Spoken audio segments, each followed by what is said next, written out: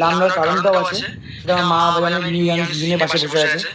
তো সেখানে বলা হয়েছে যে আমি দিশানি নাকি একসাথে নোংরামো করেছি বা কাজের জায়গায় সিসিটিভি রেকর্ড করে দেবে, এমন কিছু মাইক্রো ক্যাম্পের লোগো দিয়ে একটা লোক কথা বলেছে সেখানে ওপেন স্ট্রিট লাইনে। সেটা অনেকেই দেখেছো, অনেকে আবার দেখোনি, ঠিক আছে। আমার ফ্যান্সদের মধ্যে আমার ভালোবাসা দিদি দাদাদের মধ্যে অনেকে দেখেছো, তারা আমাকে অনেকে পাঠিয়েছো।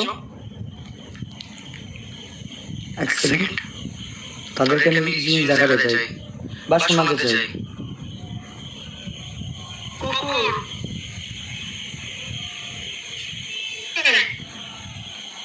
এক সেকেন্ড।